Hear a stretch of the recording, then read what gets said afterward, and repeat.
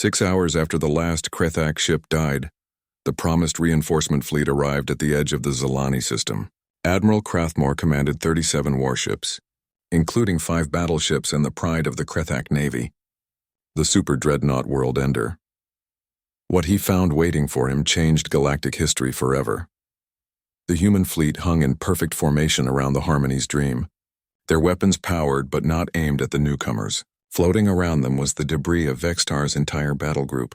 38 Krethak ships had been reduced to scrap metal and frozen atmosphere. Admiral Rodriguez opened a communication channel to the reinforcement fleet. His image appeared on Krathmore's screen, showing a human who looked tired but completely unafraid. "Admiral Krathmore," Rodriguez said calmly, "I assume you're here about your missing fleet." Krathmore's forearms gestured at the debris field surrounding the humans. "What happened here? Where is Admiral Vextar?" "Admiral Vextar chose to attack civilians under our protection," Rodriguez replied. "He and his fleet paid the price for that decision. Now you have a choice to make." The Krethak admiral studied his sensors, trying to understand what he was seeing. The human fleet was smaller than his own, but they had just destroyed a force equal to his own without losing a single ship. His tactical computers couldn't explain how that was possible. "You cannot have destroyed 38 ships without taking losses," Krathmore said. "This is some kind of deception."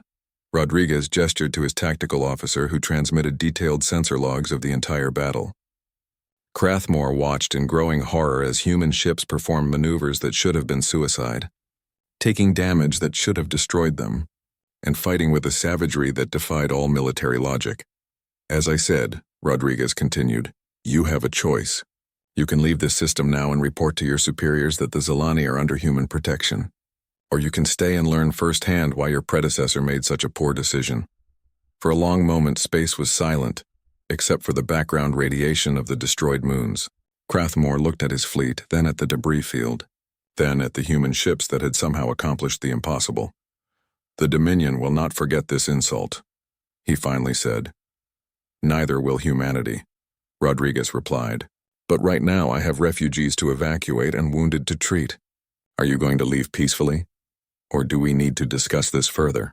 The Krethak fleet withdrew without firing a shot. As they jumped to hyperspace, Admiral Krathmore sent a priority message to the Dominion capital. "Do not engage human fleets. Recommend immediate diplomatic contact to negotiate boundaries." The rescue of the Zalani took 3 days. Human engineering teams worked around the clock to repair the Harmony's Dream, while medical personnel treated the injured. The efficiency was staggering. What should have taken weeks was accomplished in hours. Captain Lyra walked through her restored ship with wonder. The humans had not just repaired the damage, they had improved her vessel's systems. New armor plating, upgraded life support, enhanced navigation systems, all installed at no cost and with no request for payment. "Why?" she asked Admiral Rodriguez as they stood on her bridge. "Why did you risk everything for us? Your government didn't order this. Your allies didn't ask for it. We have nothing to offer in return." Rodriguez was quiet for a moment, looking out at the stars. 20 years ago, when I was a young officer, my ship was dying in deep space. A Zalani vessel saved us. They shared their air, their food, their water. When I asked your captain why, he said something I never forgot. The admiral turned to face the Zalani captain. He said, "Because someone who can help but chooses not to is no longer someone. They are just something that looks like someone." Captain Lyra felt tears in her eyes. "Captain Veltar. He was my teacher." "Then you understand," Rodriguez said. "This is who we choose to be." The news of the Battle of Zalani spread across the galaxy faster than any previous event in galactic history. On 1,000 worlds and 1,000,000 council chambers, leaders gathered to watch the recordings of human ships destroying the impossible odds. The Galactics Council held an emergency session on Altera Prime. Representatives from 47 species gathered to discuss what humanity's actions meant for galactic politics. Ambassador Chen of Earth stood before the assembly, her face serious but proud. Around her, alien representatives whispered in languages that spanned the spectrum of galactic diversity. "The Terran delegation will now address the assembly," announced the council speaker, a being of pure energy from the Vorthon collective. Ambassador Chen stepped forward. "Honored representatives, humanity acted to protect civilians who requested our aid. We did what we believed was right, regardless of political consequences. The Altarian representative rose, her crystalline form flashing with angry colors. You have destabilized the entire sector. The Krathek will demand compensation for their lost ships. Let them demand, Chen replied calmly. The price of attacking innocent civilians will always be the same. The Vegan Republic's delegate, a plant-based life form, spoke through chemical releases that the translators converted to words. Your actions have created a dangerous precedent. What happens when other species decide to enforce their own version of justice? Ambassador Chen smiled, and there was something in that expression that made several delegates step back. Other species are welcome to try, but they should understand that friendship with humanity comes with certain benefits. Over the following weeks, the political landscape of the galaxy shifted in ways that surprised everyone. 7 species that had been trading partners with humanity quietly signed mutual defense treaties. The messages were all similar. In the event of unprovoked attack, Earth will consider such actions as attacks upon humanity itself. The Krathak Dominion, meanwhile, faced internal chaos. News of their fleet's complete destruction had spread through their empire, and subject species were beginning to rebel. The image of human ships carving through Krathak battleships played on underground networks across a dozen worlds. On Earth, Admiral Rodriguez returned to find himself a hero he never wanted to be. The media called him the Savior of Zilani, the Iron Admiral, and a dozen other titles that made him uncomfortable. In his final report to Admiral Chen, he wrote, "The mission was a complete success. All Zilani civilians were rescued, and the threat to them was permanently eliminated. However, we have created a new situation that will require careful management." Admiral Chen read the report in her office beneath the lunar surface. Outside her window, the 7th Fleet sat in its berths, being repaired and rearmed. The ships looked peaceful now, but she knew that appearance was deceptive. She activated her communication system and composed a message to the Galactic Council. The Earth Defense Force wishes to inform all interested parties that humanity considers the following species to be under our protection. The list that followed included not just the Zilani, but 8 other peaceful races that had helped humanity during its expansion into the galaxy. The message concluded with words that would be quoted in history books for centuries. We do not seek conflict, but we will not avoid it when protecting those who cannot protect themselves. This is not a threat. This is a promise. In the deep space between stars, merchant ships began to carry a new piece of information in their databases, next to the entry for humanity. Where once had been written caution, aggressive species now appeared a different warning. Notice, humanity will respond to attacks on their allies with overwhelming force. Recommend avoiding conflict at all costs. The galaxy had learned a new truth. Humans were not just dangerous when threatened. They were dangerous when their friends were threatened. And in a universe full of predators and prey, that made them something unprecedented. The Zilani colony ship Harmony's Dream reached its destination safely, escorted by human destroyers that stayed until the colonists had established their new home. The world they built was beautiful, with cities that grew like gardens and technology that worked in harmony with nature. In the center of their capital city, they built a monument. It was simple, a black stone pillar with words carved in both Zilani and human script. The message was brief. To those who came when no one else would. To those who fought when no one else could. To the friends who reminded us that someone always cares. But perhaps the most important change was one that couldn't be measured in treaties or military statistics. Across the galaxy, beings who had given up hope began to hope again. The knowledge that somewhere among the stars flew ships crewed by beings who would fight for strangers, who would risk everything for those they barely knew, changed how the universe felt. The 7th Expeditionary Fleet returned to its patrols, ready for the next distress call. Because in a galaxy full of darkness, humanity had chosen to be the light that answers when someone calls for help, and the galaxy would never be the same. The battle began with an act that military historians would study for centuries. The destroyer Vindictive, smallest ship in the human fleet, accelerated to maximum velocity and flew directly at the Krathak heavy cruiser Bone Crusher. "They're going to ram us," screamed the Krathak weapons officer. "All weapons, fire at that destroyer." Energy beams and missiles hammered the Vindictive as she closed the distance. Her shields flared and died. Her armor glowed red-hot from the impacts, but she kept coming, her captain never wavering from his course. The Vindictive's reinforced prow, designed specifically for ramming attacks, struck the Bone Crusher amidships. The Krethak cruiser, built for long-range fighting, crumpled like paper. The destroyer punched through the enemy hull and emerged from the other side, trailing debris and atmosphere. But Captain Chen wasn't finished. As the Bone Crusher broke apart, the Vindictive launched her marine pods into the wreckage. Human marines in powered armor transferred from the destroyer to the dying cruiser, hunting down survivors with ruthless efficiency. Admiral Vextar watched his cruiser die and felt something he had never experienced before: fear. How is that destroyer still fighting? It should be destroyed. His tactical officer's voice shook as he replied, "Admiral, human ships are built differently. They can take damage that would kill any of our vessels and keep fighting." Meanwhile, the dreadnought Unbroken Will demonstrated why human capital ships were the most feared weapons in known space. Instead of staying at long range like most battleships, she moved directly between the Krethak fleet and the damaged Harmony's Dream. "All guns, target the lead battleship," Admiral Rodriguez ordered. "Show them what real firepower looks like." The Unbroken Will's main battery spoke with the voice of controlled thunder. 8 massive particle beams, each one capable of cracking a continent, focused on the Krethak battleship Terror of the Void. The alien ship's shields held for exactly 3 seconds before collapsing under the impossible energy output. The Terror of the Void tried to return fire, but the human dreadnought did something no other species had ever attempted. She moved closer, accepting hits from enemy weapons while her own guns carved the Krethak battleship apart piece by piece. "Impossible," Vextar shouted. "No ship can survive that much damage." But the Unbroken Will could survive it because humans built their ships around a simple philosophy: if the enemy can't kill you, you will eventually kill them. Her armor was thicker than most ships were wide. Her internal structure was designed to keep fighting even with massive damage. The human-heavy cruisers demonstrated their own deadly skills.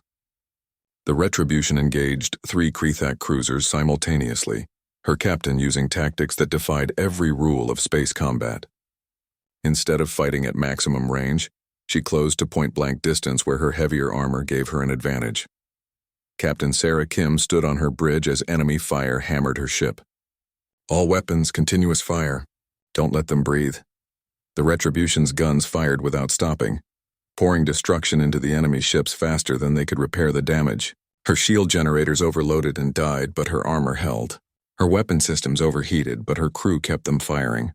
One by one, the Krethak cruisers fell silent, their hulls torn open by human weapons designed not for elegance but for killing.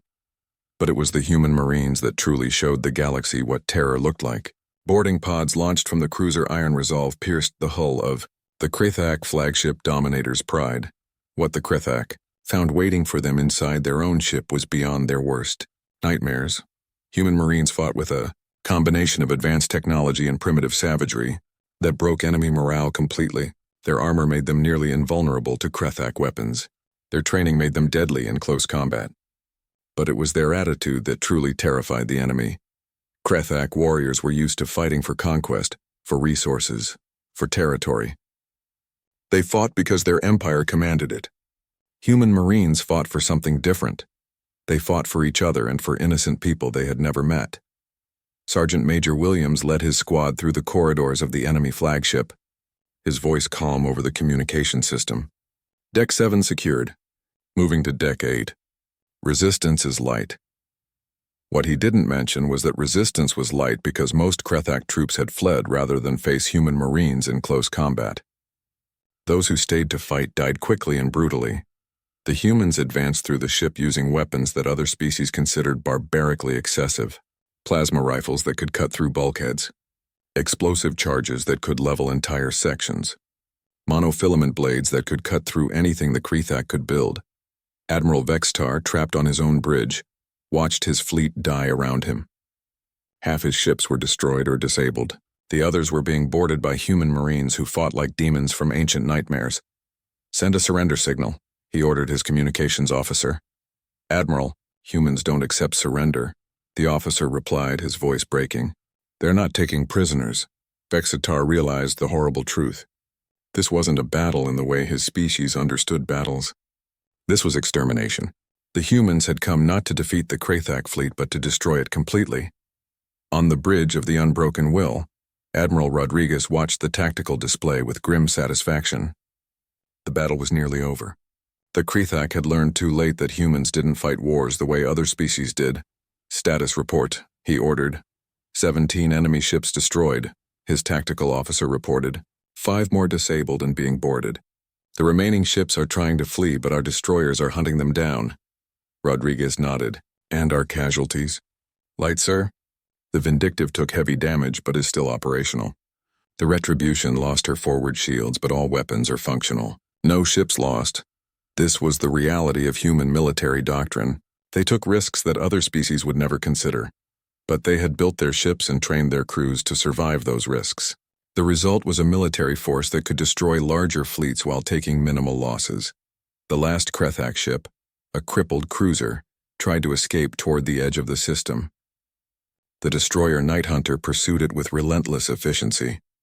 Captain Torres spoke to her crew with calm professionalism. "Target their engines. We don't want them getting away to report on our capabilities."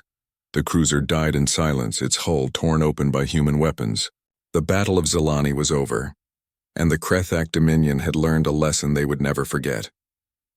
Humans were not like other species. Admiral Rodriguez opened a channel to the Harmony's dream. Captain Lyra's face appeared on the screen, tears flowing down her cheeks. "Admiral Rodriguez, thank you. We thought we were going to die." "You're safe now," Rodriguez replied. "We'll escort you to a secure system and make sure your people get the medical attention they need." As the human fleet formed up around the rescued colony ship, news of the battle spread across the galaxy at the speed of light. The impossible had happened. A smaller human fleet had completely destroyed a larger Krathak battle group without losing a single ship. But Admiral Rodriguez knew this was only the beginning. The Krathak would send more ships, and other species would be watching to see what humans would do next. The galaxy was about to learn that humanity's greatest strength was not their technology or their tactics. It was their willingness to fight for people they barely knew, simply because it was the right thing to do. The 7th Fleet dropped out of hyperspace at the edge of the Zalani system, with the silence of death itself. For a moment, space seemed peaceful. Then the sensors began to paint a picture that made Admiral Rodriguez's blood run cold. The Krathak battle group surrounded the Harmony's dream like vultures around a dying animal. 3 massive battleships hung in space, their hulls dark and threatening. 12 cruisers formed a hunting circle around the Zalani colony ship. Worst of all were the conversion vessels, ships designed to process living beings into slaves. "Tactical report," Rodriguez ordered, his voice steady despite the anger building in his chest. "Sir," Lieutenant Commander Hayes replied, studying his displays. "The Harmony's dream has 17 hull breaches. Life support is failing on multiple decks. I'm reading massive life sign displacement. The Krathak are taking prisoners." Rodriguez could see it on the main screen. Krathak boarding shuttles moved back and forth between their ships and the dying colony vessel. Each trip meant more Zalani civilians being dragged away to a fate worse than death.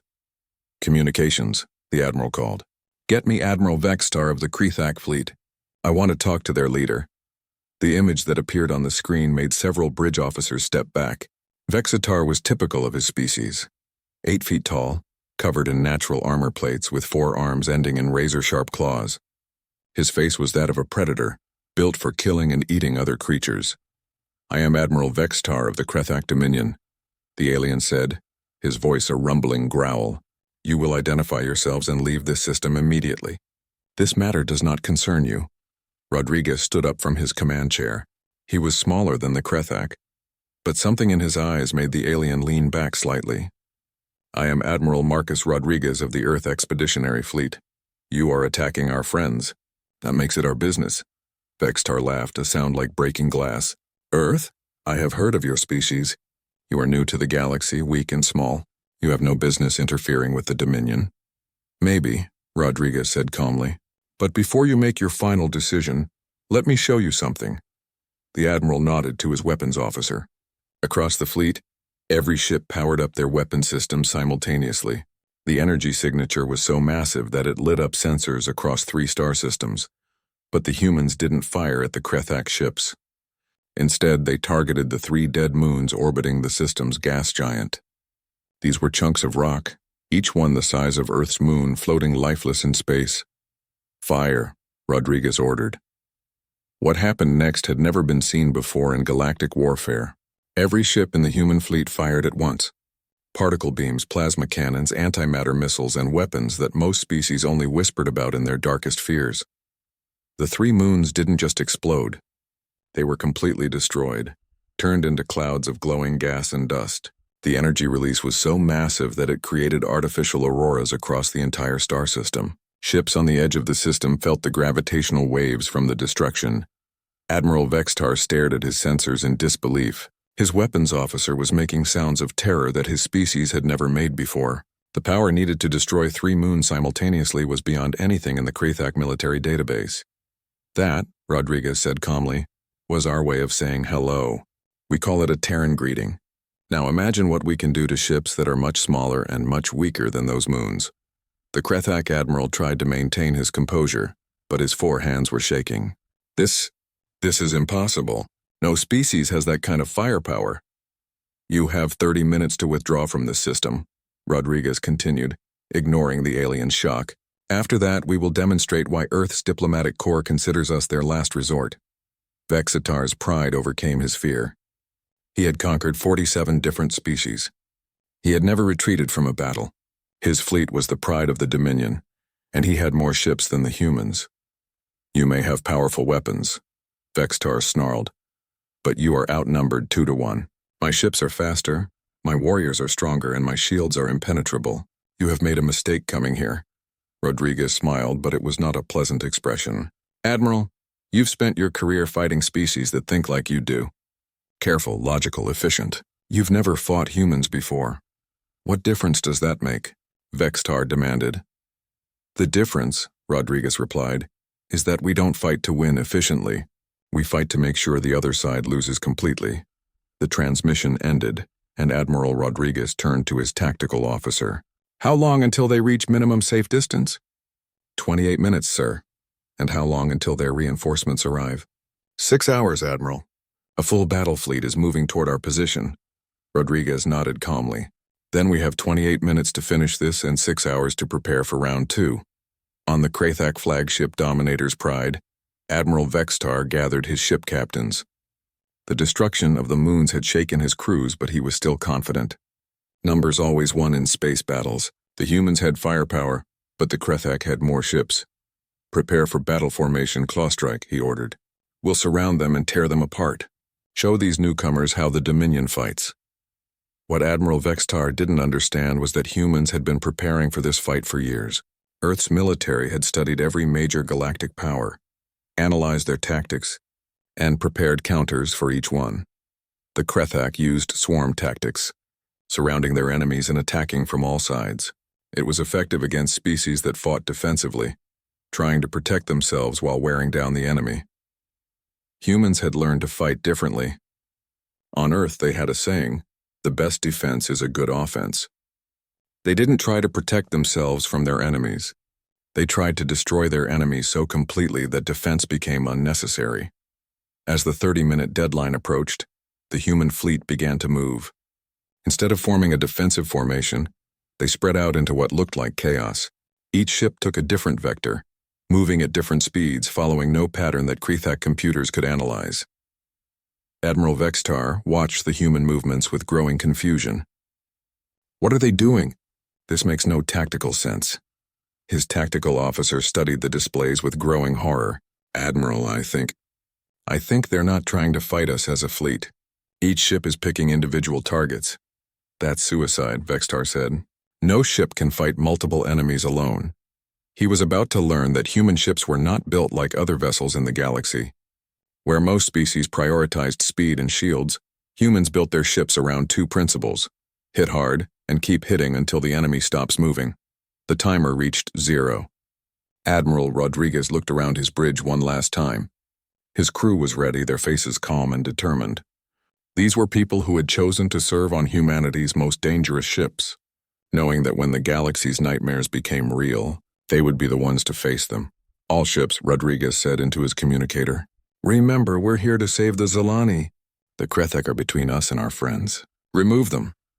The Battle of Zalani was about to begin, and the galaxy was about to learn why humans were feared.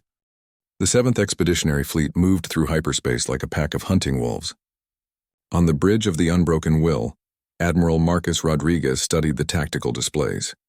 His fleet was humanity's sharpest sword, designed for one purpose: to remind the galaxy why humans were feared. The dreadnought Unbroken Will was a monster of metal and death. Her hull was 3 kilometers long and covered in weapons that could crack a moon in half. Her armor was thicker than most ships were wide. She had been built after the Border Wars, when humanity realized they needed something that could fight anything the galaxy could throw at them. Around her, the heavy cruisers formed a deadly formation. Each one carried enough firepower to destroy a small fleet. Their names were chosen carefully: retribution for those who had wronged humanity's friends, vindictive for those who thought humans would forget, iron resolve for the strength that never broke. The destroyers were different. They were built for speed and killing. Each one was like a knife in the dark, fast enough to catch anything and deadly enough to kill it.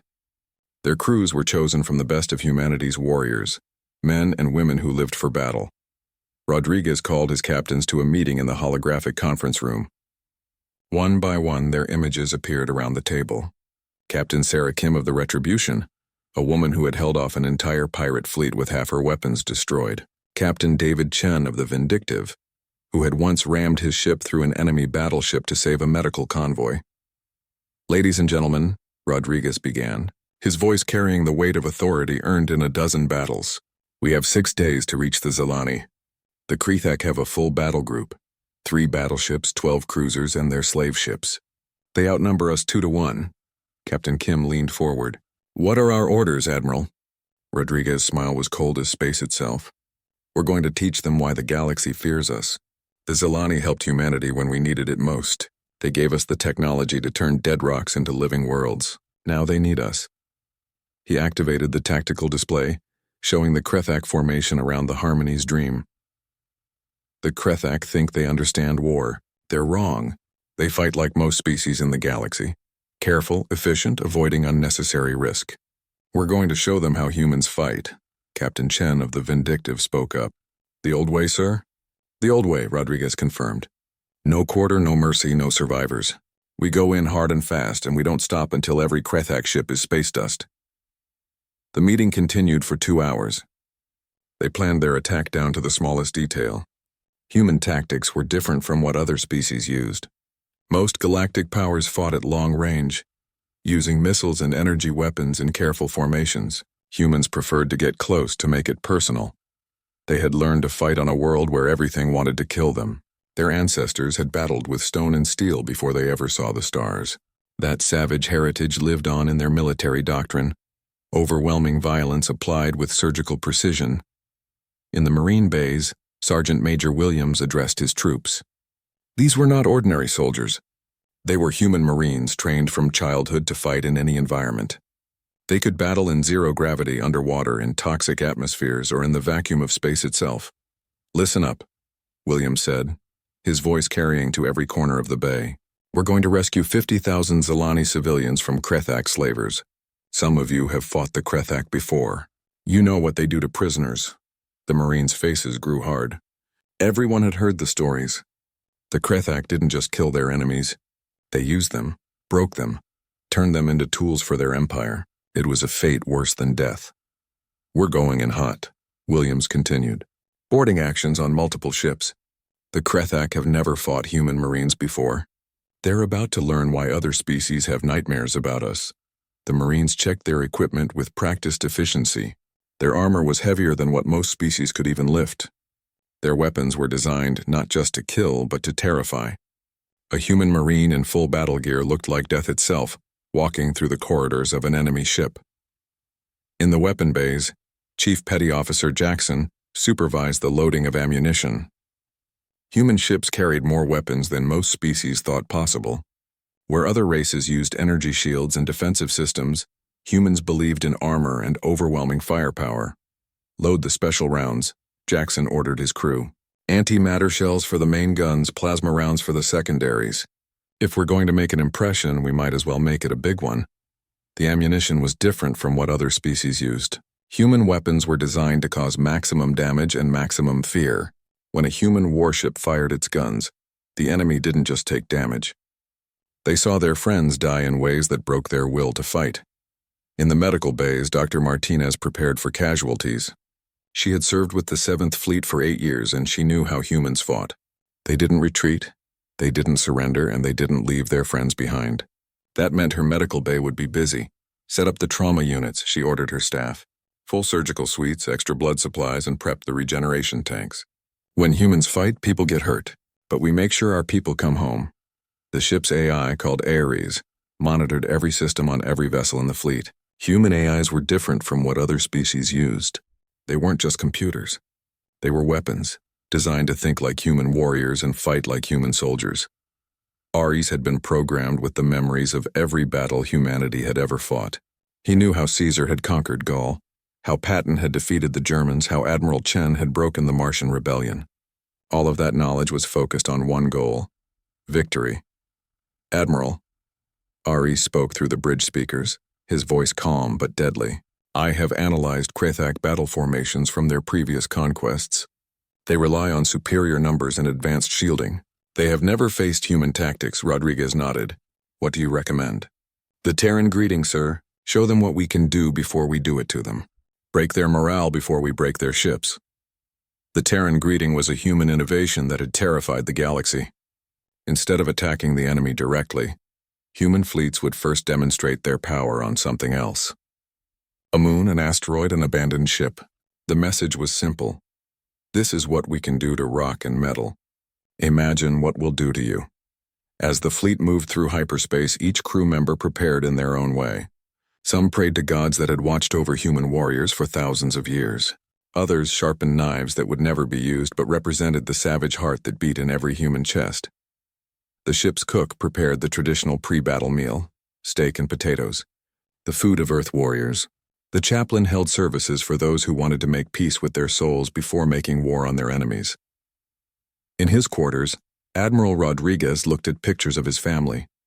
His daughter was studying terraforming on New Eden, a world made possible by Zilani technology. His son was learning to fly on Mars, under skies that stayed blue because the Zilani had taught humans how to make atmospheres. The Zilani had given humanity the galaxy. Now humanity would give them something in return, the knowledge that friendship with humans meant protection by humans. The galaxy would learn that those who helped humanity would always find humans standing beside them when darkness came.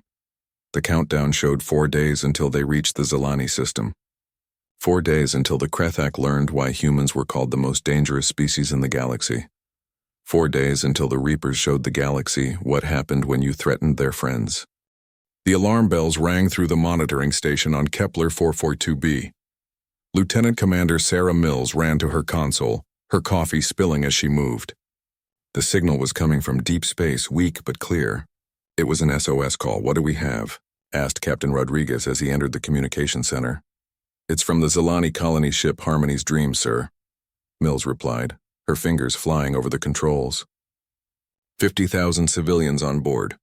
They're under attack. The captain's face grew serious. Everyone knew about the Zilani. They were the peaceful ones, the species that helped other worlds grow green and beautiful. They had taught humans how to make dead planets live again. Without them, humanity would still be stuck on just a few worlds. The message played through the speakers. The voice was calm even though death was coming. This is Captain Lyra of the Zilani vessel Harmony's Dream. We are under attack by Krethak forces. Our engines are dead. Our weapons never worked in the first place. We have civilians, children, and our genetic archives on board. Please, if anyone can hear this, we need help. The transmission cut to static, then came back. The Krethak are boarding us. They want to take us alive. They want to use our people in their biolabs. Please, someone help us. Captain Rodriguez felt anger rise in his chest. The Krethak Dominion was known across the galaxy as slavers and killers. They took entire species and forced them to work until they died. The fact that they were attacking the Zilani made it worse. The Zilani had never hurt anyone. Send this to Earth Command, Rodriguez ordered. Mark it as urgent. And send it to the Galactic Council too. Mills worked quickly, but her face showed doubt. Sir, the Harmony's Dream is in contested space. No one's going to want to start a war with the Krethak over this. Rodriguez knew she was right. The galaxy was full of powerful species, but most of them only cared about their own interests. The Krethak were strong, and fighting them meant real war. Most governments would send their regrets and do nothing. Hours passed. The responses came back one by one. The Altarian Federation said they were sorry but could not risk their fleets. The Centauri Alliance sent thoughts and prayers. The Vegan Republic offered to accept refugees if any survived. No one offered to fight. The signal from the Harmony's dream grew weaker. Captain Lyra's voice came through again, more desperate now. Hull breaches on deck 7 through 12. We're losing atmosphere. The Krethak are taking our people. Please, if there's anyone out there who remembers what we did for them, we need help now. On Earth, Admiral Sarah Chen sat in her command center deep beneath the lunar surface. She had been watching the situation develop for 6 hours. Her staff had shown her all the responses from the other galactic powers. All the excuses. All the political reasons why no one could help. Admiral Chen was not like other galactic leaders. She remembered her first day in space 20 years ago, when she was just a young officer. The ship had been dying, life support failing, and it was a Zalani vessel that had saved them. They had shared their air, their food, and asked for nothing in return. She also remembered the terraforming technology the Zalani had given humanity for free. Dozens of human worlds existed because of their knowledge. Children played on green grass under blue skies because the Zalani had wanted to share their gifts. Get me Admiral Rodriguez, she ordered her. Communications officer, the image of Marcus Rodriguez appeared on the screen. He was older now, his hair gray, but his eyes still held the same fire they'd had during the border wars. He was the commander of the 7th Expeditionary Fleet, though most people called them by their other name, the Reapers. Sarah, Rodriguez said, his voice serious. I've been monitoring the situation.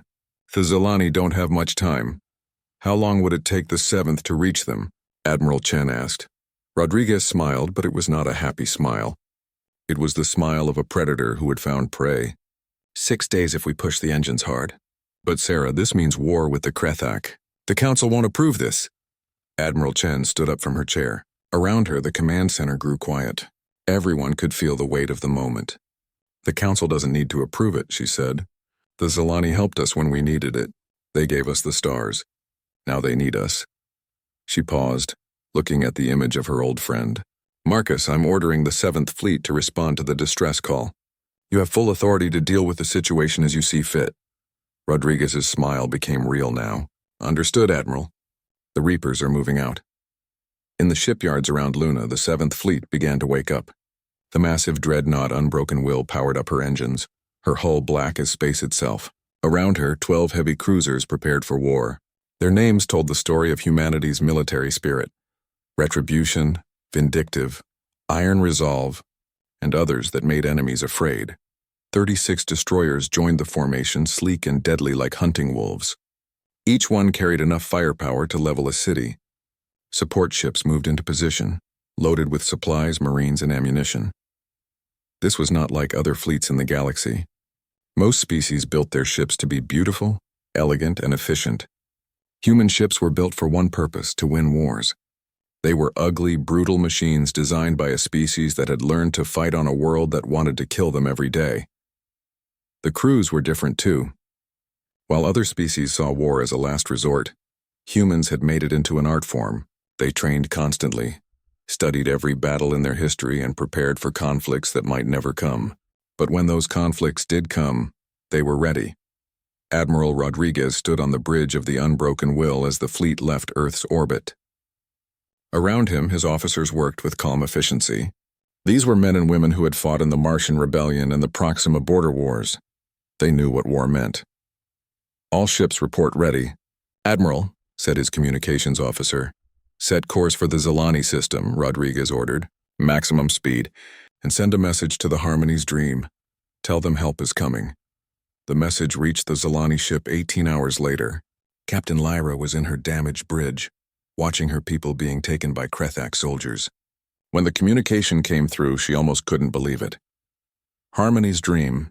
This is Admiral Rodriguez of the Earth Fleet. We received your distress call. We are coming. Hold on. Captain Lyra felt hope for the first time in days. She knew about humans, about their reputation. Other species whispered about them in fear and respect. They were the ones who didn't surrender, who fought until the end, who protected their friends no matter the cost. 6 days away, the Seventh Fleet moved through hyperspace toward a battle that would change the galaxy forever. In the weapon bays, Marines checked their equipment. In the engine rooms, technicians pushed the drives beyond their limits. On the bridges, captains planned for war. The Krethak had made a mistake. They had attacked the friends of humanity. Now they would learn why 13 different species had the same warning in their military databases. Avoid conflict with humans at all costs. The Reapers were coming and they were very angry.